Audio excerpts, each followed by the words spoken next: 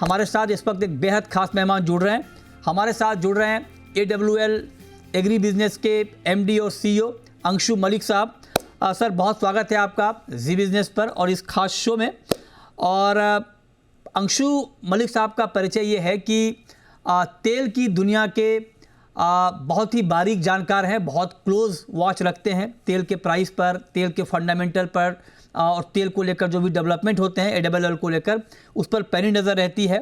Fortune इनका एक flagship brand है, आप सब जानते हैं। तो फॉर्चून ऑयल जो आप खाते हैं वो मलिक साहब की अगुवाई में ही उसका मैन्युफैक्चरिंग होता है। फॉर्चून के अलावा भी बहुत सारे ब्रांड हैं, जैसे आप देख लें किंग्स है, आधार है, चार मीनार है, कोहिनूर है, बहुत सारे ब्रांड हैं, लेकिन फॉर्चून एक फ्लैगशिप ब्रांड है। तो बहुत शुक्रिया सर आपका हमारे साथ जुड़ने के लिए। अब चूँकि त्योहारों का आगाज़ हो रहा है तो मेरा सबसे पहला सवाल ये होगा, चूँकि हाल के दिनों में AWL के दाम बढ़े हैं, मैं जानना चाहता हूँ कि क्या फेस्टिव सीज़न में डिमांड सप्लाई के हालात बेहतर रहेंगे sir? Thank you Mrityunjay ji. Festivals अब के बार करीबन 10 दिन पहले है। तो जाहिर है कि हम लोग फेस्टिवल सीजन में आ गए हैं और कल रक्षाबंधन है। तेल के सप्लाई चेन जो है अब के बार काफी स्टेबल है मैं कहूँगा, और बहुत अच्छा है। एंड कहीं पे भी हमें कोई दिक्कत या शॉर्टेज का नहीं दिखता है। और सप्लाई चेन क्योंकि अच्छा रहेगा तो प्राइसेस के मामले में भी स्टेबल रहना शायद यही होगा, अनलेस कोई बरसात एक्सटेंड हो जाए या बरसात कोई फ्लड्स हो जाए कहीं पे जो ऑयल प्रोड्यूसिंग स्टेट से, लाइक मध्य प्रदेश या महाराष्ट्र, तब अलग बात है। लेकिन अभी तक सिचुएशन काफी कंट्रोल और अच्छा दिखता है। ओके, तो आप कह रहे हैं कि अभी तक के हिसाब से सिचुएशन अंडर कंट्रोल है, मतलब डिमांड सप्लाई में कोई मिसमैच नहीं है, त्योहारों पे तेल की सप्लाई अच्छी बनी रहेगी। और आपने हालांकि बोला है, लेकिन मैं फिर भी चाहता हूं कि एक बार फिर से मैं आपसे पूछ लूं कि जब आपने ये कहा कि तेल की सप्लाई अच्छी रहेगी तो मतलब ये कि यहाँ से और तेलों की महंगाई नहीं बढ़ेगी सर त्योहारों पे, राइट? महंगाई देखिए, क्योंकि इंडिया डिपेंडेंट कंट्री है, ऑलमोस्ट 60% हम लोग इंपोर्ट करते हैं। राइट। और आजकल सही माने में तो जियोपॉलिटिकल इश्यूज इतने ज्यादा हो गए हैं कि आपका फंडामेंटल्स कभी कभी काम नहीं करता है। आज मैं आपसे कह रहा हूं, फंडामेंटली आज सप्लाई और डिमांड मैच कर रहा है, तो इसमें कोई हमें वो नहीं लग रहा है। लेकिन आजकल कोई भी एक देश अचानक एक रूल्स ले आते हैं या कोई बायोडीजल के ऊपर कुछ कह देता है तो उससे बाजार थोड़ा वो हो जाता है। एंड उसके ऊपर काबू या किसी का कोई कंट्रोल नहीं है ऑनेस्टली। एंड इंडिया क्योंकि 60% डिपेंडेंट है, आपको ये सब देशों पे डिपेंडेंट रहना ही पड़ेगा। ये बात देखिए मलिक साहब ने बहुत ठीक ये बात कही। और दर्शकों की जानकारी के लिए बता दूं कि जब मलिक साहब कह रहे हैं कि ग्लोबल फैक्टर बहुत महत्वपूर्ण है, वो इसलिए कि जो हमारी खपत है, आप जो तेल खाते हैं, मतलब आपके किचन में जो तेल है, आप समझिए कि उसका 60% से ज़्यादा तेल विदेशों से आता है। अगर आपके घर में 1 लीटर तेल है तो आप समझिए कि उसका 60% विदेश से आता है, 40% ही हमारे यहाँ बना हुआ तेल आपको मिलता है। तो अगर विदेशों में कोई बदलाव होगा तो उसका इम्पैक्ट हमारे इंपोर्ट पे होगा, प्राइस पे होगा, और बदलाव हो भी रहे हैं। इंडोनेशिया, जहाँ से हम बहुत बड़ी मात्रा में पाम तेल का इंपोर्ट करते हैं, इंडोनेशिया की प्लानिंग है B50 पर जाने की, मतलब बायोफ्यूल मैंडेट जो B40 है अभी, उसमें वो और बढ़ाने जा रहे हैं। तो अगर वो बढ़ेगा तो वहाँ पर पाम की खपत बढ़ जाएगी। अमेरिका की अपनी बायोफ्यूल पॉलिसी है। तो इन सब वजहों से थोड़ी टाइटनेस ग्लोबल मार्केट में होती है सर। इसीलिए मैं आपसे ये पूछ रहा हूँ कि हाल के दिनों में पाम तेल का इंपोर्ट घटा है, सोया तेल का बढ़ा है, इसका रीजन क्या देख रहे हैं आप? देखिए, एक्चुअली अप्रैल मई बीच तक 15 मई तक ना सोयाबीन चीपर था पाम से। और जबकि सोयाबीन चीपर होता है, जाहिर है कि सोयाबीन का डिमांड ज्यादा है। पाम का जो रिक्वायरमेंट है, कुछ फ्राइंग इंडस्ट्री या बिस्किट इंडस्ट्री, इन लोगों को तो पाम चाहिए ही, इसके अलावा तो कोई ऑप्शन ही नहीं है। बट अभी लास्ट 1 महीने में हम देखें कि पाम का जो भाव है, इंटरनेशनल भाव गिरा हुआ है और सोया के मुकाबले में $50-60 कम है। इसलिए अभी जो आप देख रहे हैं, पाम आना शुरू हो गया है। एंड लास्ट 15-20 दिन में पाम का सेल्स बढ़ रहा है। राइट। अच्छा मलिक साहब, आप तो बहुत बड़ी रिफाइनरी भी चलाते हैं। आप ज़रा ये बताइए कि जब ड्यूटी डिफरेंशियल को लेकर पहले जो शिकायत थी वो दूर हुई, अब प्रॉपर हो गया है, तो अब रिफाइंड हमारा कम आ रहा है या शायद नहीं आ रहा होगा, आप करेक्ट करेंगे, और हम सीपीओ मंगाते हैं। कुछ लोग कह रहे हैं कि टाइटनेस की वजह से, चूँकि क्रूड पाम तेल की अवेलेबिलिटी जो है वो थोड़ी कम हो रही है, तो हो सकता है कि एक बार फिर से रिफाइंड की तरफ रुख करना पड़े। हालांकि ड्यूटी की वजह से शायद वो अभी मुमकिन नहीं है। आपको लगता है कि आगे कुछ बदलाव करने की ज़रूरत पड़ेगी, रिफाइंड इंपोर्ट को लेकर के हमें कुछ सोचना पड़ेगा, उसको लेकर कुछ पॉलिसी में बदलाव होना चाहिए?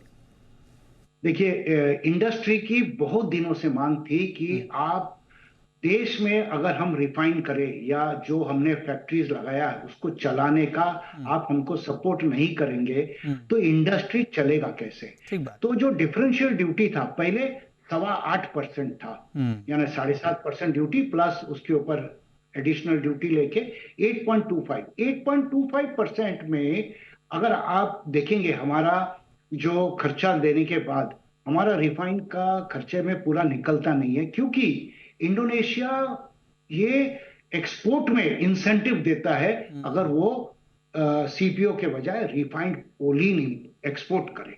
तो दैट मीन्स आप अगर फैक्ट्री इंडोनेशिया में लगाए तो इंडिया को आप एक्सपोर्ट करने में आपको बेनिफिट था। हम हमेशा गवर्नमेंट से रिक्वेस्ट किया था कि आप हम लोगों को डिफरेंशियल ड्यूटी को बढ़ा दीजिए ताकि इंडिया का फैक्ट्री चले। आज के दिन में ये है 19.25%, यानी हम लोग का जो डिफरेंस हो गया है अभी ये करीबन 11% का है। अब refining in India is cheaper और इसलिए बाकी सब लोग क्रूड पाम ऑयल मंगवा रहे और सभी लोगों के फैक्ट्री जो 30-35% तक चल रहा था पहले, अभी कम से कम 60-65 पे चल रहा है। अच्छा। अच्छे कंपनी हमारे जैसे लोग तो 70-75 तक भी खींच देते हैं। अच्छा। कुछ ऐसे लोकेशंस में जहां पे कि हमारे पास डिमांड अच्छा है एंड हमारे फैक्ट्रीज बड़े हैं तो हम लोग अच्छे चला सकते हैं उसको। ओके, ये आपने बढ़िया बताया। और चूंकि मेक इन इंडिया पर भी हमारा फोकस है, तो चूंकि रिफाइनिंग इंडस्ट्री में बहुत हैवी इन्वेस्टमेंट हो चुका है और जब हम कैपेबल हैं तो ज़रूरी है कि हम यहीं रिफाइन करें, हम क्यों विदेश से रिफाइंड ऑयल इंपोर्ट करें। ये बात आपकी ठीक है। अब मैं अगले सवाल पे आता हूँ। जो ग्लोबल बायोफ्यूल मैंडेट की हमने बात की, इस पर मैं आपका टेक जानना चाहता हूँ। ग्लोबली बायोफ्यूल मैंडेट बढ़ते जा रहे हैं। इंडोनेशिया की अपनी प्लानिंग है, यूएस की अपनी प्लानिंग है और हमारी डिपेंडेंसी इंपोर्ट के ऊपर है। तो ग्लोबल बायोफ्यूल मैंडेट की वजह से क्या इंडिया के इंपोर्ट पर कोई इम्पैक्ट होगा? क्या हमें थोड़ा महंगा इंपोर्ट करना पड़ेगा या फिर हमारे इंपोर्ट सप्लाई चेन में थोड़ी टाइटनेस आपको दिख रही है आने वाले वक्त में? देखिए, ये जो बायोफ्यूल का मैंडेट है ना, हर कंट्री का अपना अपना एक अलग मैंडेट है और ये कभी कभार अचानक ये इसका रुख चेंज हो जाता है। जैसे B40, B30 था, फिर B35, B40, अब कह रहे हैं B50 करेंगे। यानी B50 का मतलब है 50% पाम ऑयल चले जाएगा इन मेकिंग बायोफ्यूल। तो खाने के लिए तो कम हो जाएगा उतना क्वांटिटी ना, आपका प्रोडक्शन इस रेट से तो बढ़ नहीं रहा है जिस रेट से आपका डाइवर्शन हो रहा है। अभी तो यूएस का मैंडेट कुछ आएगा 2026 का ऑन बायोफ्यूल, जो कि कह रहा है कि कम से कम 2.5 से 3 मिलियन टन और इन ऑयल हो सकता है कि बायोफ्यूल में चले जाए ना। आप देखिए कि 3 मिलियन 4 मिलियन टन अगर डाइवर्ट हो जाए तो ये तो कहीं ना कहीं खाने के तेल में तो कटिंग होगा एंड किस तरह से मैनेज होगा ये देखने वाली बात है, क्योंकि तेल का कीमत जब बढ़ जाता है तो आम आदमी के लिए ये दिक्कत का है, बिकॉज ये एसेंशियल कमोडिटीज है। इंडिया का प्रोडक्शन सिर्फ 2% से ही बढ़ रहा है एवरी ईयर और कंजम्पशन बढ़ रहा है कम से कम 3 से 4%। हम कभी भी विदाउट इंपोर्ट जी नहीं पाएंगे। इनफैक्ट आप मस्टर्ड ऑयल में आप देख रहे हैं कि मस्टर्ड ऑयल जिसका प्रोडक्शन बढ़ रहा था, आज मैं आपको बताऊं 3 महीने में कम से कम 20 से 25% कीमत बढ़ गया है तेल का, मस्टर्ड ऑयल का। तो ये तो देश का तेल है एंड इसको इंपोर्ट सब्स्टिट्यूट नहीं है, क्योंकि लोगों को जो मस्टर्ड ऑयल पसंद है या टेस्ट में जो पसंद है वो यही का घानी का तेल पसंद है। उस हिसाब से आप देखेंगे तो इस देश में मस्टर्ड ऑयल का डिमांड अच्छा है और रेट भी बढ़ गया। ये आपने बढ़िया बताया। अब मैं आपसे एक बात जानना चाह रहा हूँ। कि मतलब जो अभी टैरिफ को लेकर चल रहा है और अमेरिका चाहता है कि एग्री प्रोडक्ट को हम पुश करें इंडिया को, उसमें जीएम सोयाबीन है, एथेनॉल है, मेज़ है, डेयरी प्रोडक्ट्स हैं। हालांकि सरकार ने बिल्कुल साफ किया, भारत सरकार ने, कि हम किसानों के हितों के साथ कोई समझौता नहीं करेंगे। आपका टेक इस पर क्या होगा? सोयाबीन मील और सोयाबीन भी एक्सपोर्ट करना चाहता है अमेरिका इंडिया को। देखिए, पहला तो इस देश में हमारे पास प्रॉब्लम है। सोयाबीन जो हमारे पास है, हम क्रश करेंगे, तेल का तो खपत है, तेल तो निकल जाएगा, लेकिन 80% तो डीओसी निकलेगा सोयाबीन में। अब इतना डीओसी कहाँ जाएगा? ये आप पशु के लिए देंगे, पोल्ट्री में देंगे, उसके बाद भी इतना जा नहीं सकता है। फिर उसके बाद आपके पास मेज का डीडीजीएस है, उसके बाद राइस ब्रांड मील है, मस्टर्ड सीड का मील है। इतना सब मील के बाद ये देश में मील अगर एक्सपोर्ट नहीं करेंगे तो आप बीन को क्रश नहीं कर सकते। इसके ऊपर अगर हमको बीन लाना हो यूएस से, तो मुझे तो लगता है कि सरकार सही कह रहा है कि फार्मर्स को तो बहुत दिक्कत होगा। हाँ, बिल्कुल ठीक बात है। अच्छा, एक सवाल ये भी उठता है अंशु मलिक जी, कुछ लोग कहते हैं कि हम रिफाइंड सोया तेल बहुत इंपोर्ट कर रहे हैं, हमारे यहाँ इतना सोयाबीन, रिफाइंड नहीं सॉरी क्रूड सोया तेल हम इंपोर्ट करते हैं इतनी बड़ी मात्रा में, हमारे पास खुद इतना गलट है सोयाबीन का, तो हम यहीं क्यों नहीं क्रश करते? इसका क्या जवाब? देखिए, क्रश जैसे करेंगे, पहला तो आपको मील के लिए आपको बेचने का प्रबंध करना पड़ेगा। क्रश करेंगे तो आपको तो सिर्फ 17.5% तेल मिलेगा, बाकी आपको सब मील है। वो मील आप बेचेंगे किधर? अगर मील बेचने का रास्ता नहीं है, आपका क्रशिंग बंद हो जाएगा। ठीक बात। एंड वही हो रहा है कि आपके पास मील निकालने का रास्ता नहीं है। हम लोग तो कहा था कि गवर्नमेंट को सब्सिडी देना चाहिए या incentive for export of meal. अगर ये हो जाए तो मैं आपको यकीनन कह सकता हूं, पूरा के पूरा soybean will be crushed in India, पूरा तेल will be consumed in India and meal will be export.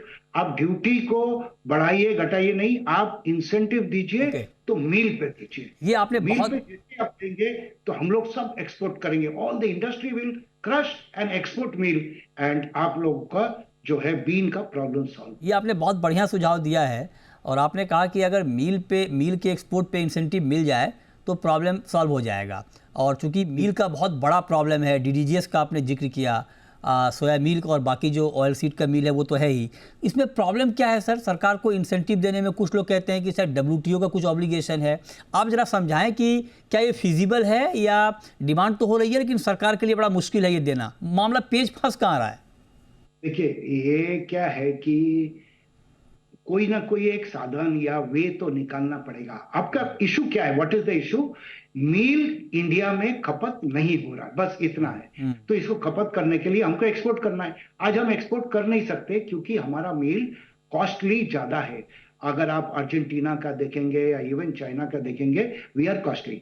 तो हमको आप उतना ही रिबेट दे दीजिए जितना हम कॉम्पीट कर सके और हम एक्सपोर्ट कर देंगे। अभी आप उसको इंसेंटिव किस नाम से देंगे, कि वो डब्ल्यूटीओ में आता है या कोई और इंसेंटिव के नाम से देंगे, ये तो सरकार कोई ना कोई रास्ता तो निकाल ही सकता है। सर, आप तो एससीए के वाइस प्रेसिडेंट भी हैं, जहाँ तक मेरी जानकारी है, तो आप लोगों ने कुछ डिमांड की है क्या कि मील एक्सपोर्ट पे इंसेंटिव? कोई बातचीत सरकार से हुई है आपकी? देखिए, हम लोग का 2-3 ऐसा प्रस्ताव रहा है।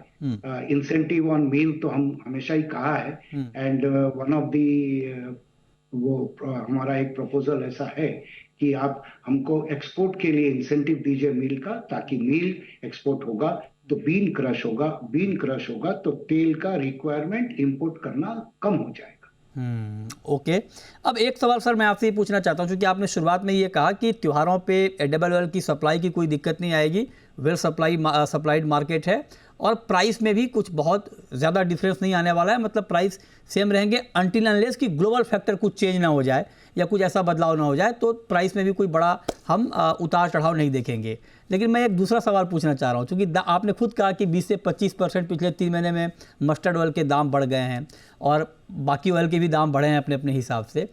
प्राइस गिरने की कोई गुंजाइश है सर? मतलब यहाँ से तेल के दाम कम होने के कोई आसार हैं नियर फ्यूचर? देखिए, पहला तो रूपी को भी आपको नजर करना पड़ेगा, क्योंकि हम लोग इंपोर्ट करते हैं। ये पहले 85 रुपये से आज आप देख रहे 87-66 हो गया। नाउ अगर ₹2 एक्सचेंज में ही चले गया तो आपका अगर $1200 का कीमत है पर टन, यानी ₹2.5 किलो, तो आपका वही बढ़ गया। मीन्स इसमें चाहते या नहीं चाहते हैं तो भी एक्सचेंज का जो डिफरेंस है वो तो आपको लगेगा ही। तो एक तो ये कल को 8766, कल अगर 90 हो जाए तो क्या होगा, और अगर 80 हो जाए तो क्या होगा? हाँ 80 हो जाए तो सीधा गिर जाए, गिर जाए। नहीं सीधा गिर जाएगा, बिकॉज हम लोग के इधर जो एक्सचेंज रेट है उसी के साथ काम होता है। मतलब आप कह रहे हैं कि, मतलब आप ये कह रहे हैं, आप ये कह रहे हैं कि रुपये में अगर कुछ बदलाव नहीं हुआ तो तेल के दाम नहीं कम होने वाले हैं, राइट सर? तेल के दाम कम होने के चांसेस कम है, बढ़ने का ही देखना चाहिए, क्या क्या बढ़ सकता है। सनफ्लावर ऑयल मैं आपको कह दूं कि अब ये एंड ऑफ द सीजन है।